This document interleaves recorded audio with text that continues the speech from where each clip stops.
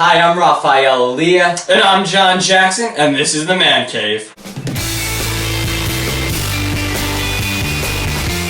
Hello everybody, I hope you missed us. We're back after taking a break for a week.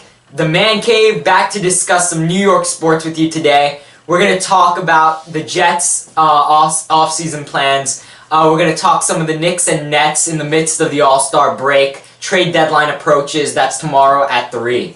And our big story of the day is Jenrry Mejia. If you haven't heard about it already, you've been living under a rock. Jenrry Mejia, first one to be banned from baseball because of drug use for the 3rd time. But we'll get to that later on. Let's start off with the Jets. Start off with the Jets? Okay. Well, the biggest story, I think, with the Jets so far has been between who do you re-sign? Do you re-sign Muhammad Wilkerson or do you re-sign Chris Ivory?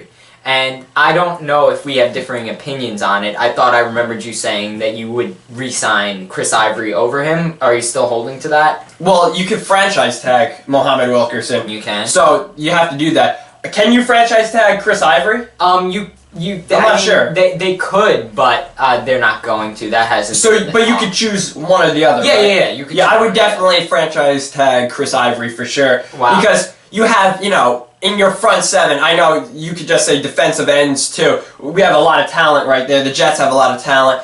So Muhammad Wilkerson, he's not going to make or break the line.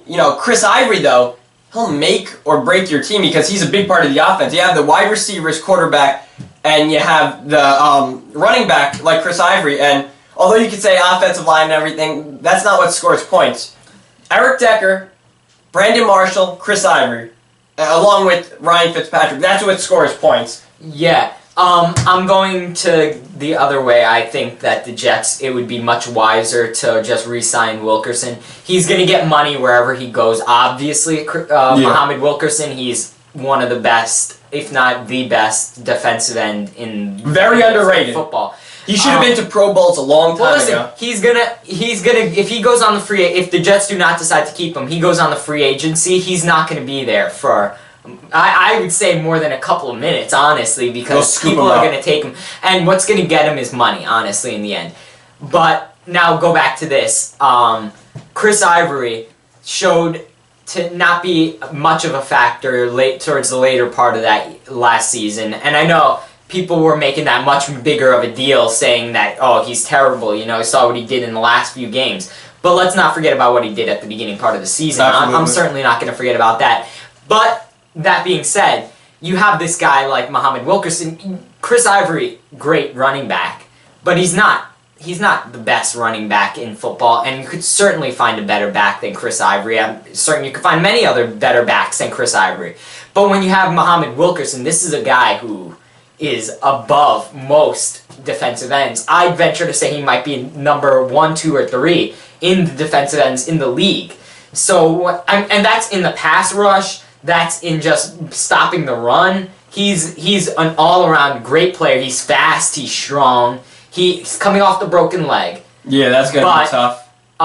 In my opinion, he's a guy that you got to keep because he helps you to solidify that front 7, which the Jets have been known to have. But regarding that, I don't mind if the Jets do that and don't sign Chris Ivory. The Jets have to have a plan if they don't re-sign Chris Ivory. And I trust Mike Mancave. Yeah, he hasn't failed us last year. No. But I'm saying Bilal Powell, he's good, but as a number 1 back, absolutely But let's not forget, we got some people on the free agency too. We have Matt Forte, and we have some guys in the draft. So the Jets don't have a lot it's all going to come into what Mike McCagnon does. And yes, we don't have the room, the cap space because of last season. But to finish up, I'm saying you could franchise tag Muhammad Wilkerson, and I'll be happy with that as a Jets fan. But just have a plan for running back, whether it be via the draft or via free agency. Just have a plan because Powell cannot, Stephen Ridley cannot, and Zach Stacy cannot be our number 1 backs. That's a good point, and I think Mike McCagnon will work that out, and I trust that he'll do whatever is best for the team. He did it last season. There's no reason to doubt he won't do it again this season. Let's go on to the Knicks and the Nets. They're in the midst of the All-Star break. Trade deadline tomorrow. Nothing big has happened, but there have been plenty of talks. Will the Knicks be getting rid of Carmelo Anthony? Will they get rid of this guy? But that's, again, tomorrow afternoon. So Yeah, there's been if they a lot. want to do something, they got to do it now. And I honestly don't see them doing anything so far. There's been a lot of talk, but just talking about Carmelo Anthony, there's not much to say about that. As in Nick, he's done excellent. And there's no reason to really, there's no reason really to trade him. However, they are talking about possibly trading Jose Calderon. But again, it's not like baseball where you could trade a lot of minor league players. Not like football where you have plenty of players. So basketball, it's pretty interesting. The trades usually it's big names because you don't have a lot. I don't see smaller names. I don't see anyone giving them a great offer for Calderon. He's not. He's no Melo. He can't defend. So when you have a guy like that, it's a players' league, the NBA, and when it goes to that, you got to get your guys, you got to get players. So yeah, if they want to sell Carmelo Anthony high, they sell him high. They better get somebody good out of it. But if they can't, they can't. The Nets have just offered Sean Marks, the assistant GM for the San Antonio Spurs, the GM job for the Nets. Talks are that he will not be accepting it, but it's not a sure thing either way yet. I haven't heard from him. I don't know if you've heard from him in general, but I've heard from other sources that he's not going to be willing to come to the Nets.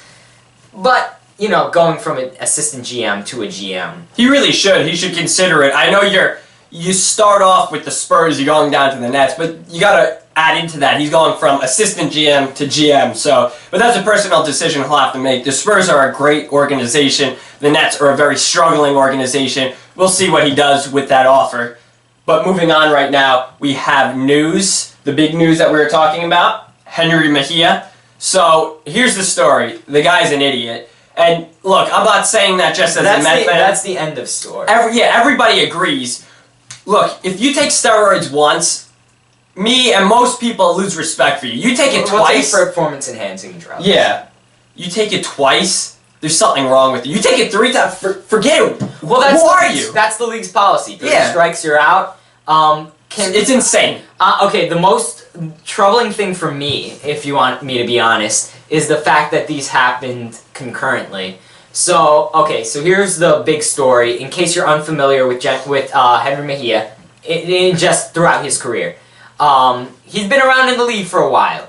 People don't realize that because he just made his breakthrough recently with the Mets. Yeah, and he's been injured for a couple of years as well. But yeah, let's get into his big scope of his story.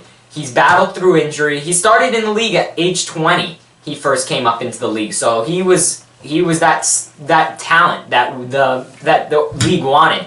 But battles through injuries.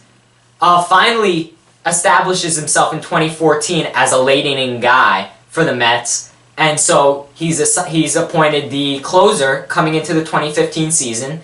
But shortly after opening day of last season, he gets injured again, and that's where the trouble happened. He gets injured. While he's injured, he gets caught with his first PED in his system, suspended. In the midst of that suspension, another failed test.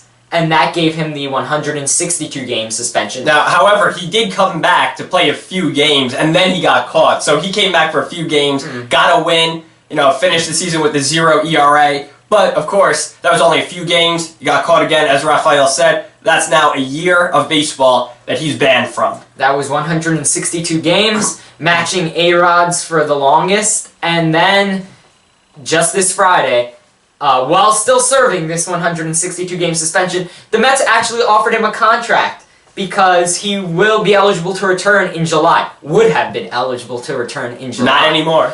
But caught again, his third straight, I'm going to call it his third straight, PED suspension. One after the other. And that's 3 strikes, you're out. He'll be able to be eligible for reinstatement in 2 years. It's not going to happen. This happened so blatantly.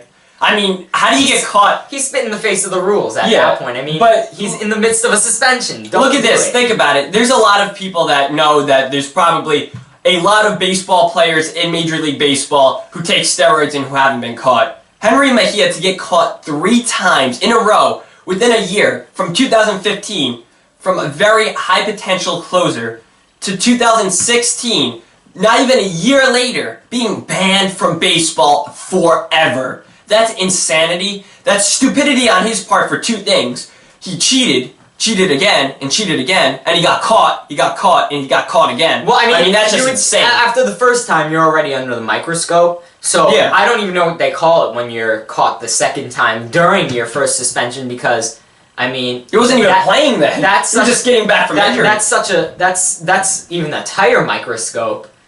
And then, so I don't even know what you call it. What was he under this last time? Because he had to have seen that people were going to be looking at him. I mean, he's been caught twice already. So, I mean, you don't do it again. I heard somebody's take on this, and I doubt it's true, but we would only hope so, that Jenrry Mejia, maybe because he's from the Dominican Republic, he can't speak English, he needs translators, maybe nobody told him fully enough that you do this, you're going to be banned forever. I don't even want to hear that. I'm saying that's the only silver lining that I could possibly think that would make any sense whatsoever. You know it's wrong. It's not. It didn't happen. Who gave him the PEDs in the first place? He just thinks, I might as well. Yeah. Because I can speak very well That's the English. only thing that can make sense out of this situation, and that makes no sense. I think we have to look at the biggest thing that makes sense here, and that's that Jenrry Mejia is he's not all there because... there's something wrong with him. I don't understand doing PEDs in the first place because these guys have such above average skill levels and talent. What's the need? But just to come back and do it in the midst of 2 other suspensions and just do it again, just completely violate the league's rules right to their faces, honestly. I mean, because you could blame the league for some things, you could blame the organization for some things, but this is purely blaming Jenrry Mejia because the league did what it could do. It suspended him 162 games nonetheless. The Mets did what they could do. I mean, they weren't able to really do anything. They couldn't really touch him. I mean... now here's another thing I just want to mention. As a Met fan, after the first time I lost all respect. I do that for any player who takes steroids. However, they said they wanted to keep him. Okay, I'm okay with it. The second time, though, absolutely, positively, the Mets should have cut ties with him 100%. Now, the only reason why they didn't is because he came cheap now. He's still young, so he's not getting paid a lot. They would have probably had him for under $1 million. Yeah, they had to tender him a contract for about $1 million. But, this is absolutely insanity. And another thing with Mejia, if he did this, to possibly just make sense of this, maybe it's simply he did not have the ability to play in Major League Baseball without these steroids. He needed them that bad, or at least it felt like that. I mean, I can only guess as to what he was thinking during this. I mean, I doubt that that's the case. You have to have some talent, I'm sure, naturally, to make it in this league. But now he joins a very, very, very rare party, if you want to say, of people who have been banned from the league. I mean, you think back, 8 members of the 1919 White Sox, notably Pete Rose. You have some guys some owners like George Steinbrenner for a little bit, but he was reinstated. But he is honestly in a boat of his own because even Pete Rose, though they're in the same boat respectively with the lifetime ban, I mean, this is the first guy to ever be banned permanently for PED use. And that's a standard that the league is going to keep to, and they just established that we told you this is going to happen, and we're going to do it. And if any eyes are on people now, I mean, A-Rod, you're going to be looking at him now because, I mean, he's been cleaning up his act very well. He's not that stupid. He gets caught with anything again. Now he's going to get banned for life because this is the precedence that the league set. And you have a bunch of other guys in the league that now are going to be under the watch glass. So I'm sure they thank Mejia very much. But honestly, it's his fault. No forgiveness. He's not going to be reinstated in 2 years. And if he is, I'm going to be outraged. But trust me, it won't happen. But I doubt it. Just to finish this off, what he did, it boggles the mind. It's wrong. It just boggles the mind. Anyway, that's all we have for today. That's a wrap. I mean, that's a good New York show right there. Yeah. Can't wait to talk some more because we're gonna start getting back into the swing of the NBA. So keep in touch. We'll talk to you guys next week. I'm Rafael Elia. I am John Jackson. This has been the Man Cave.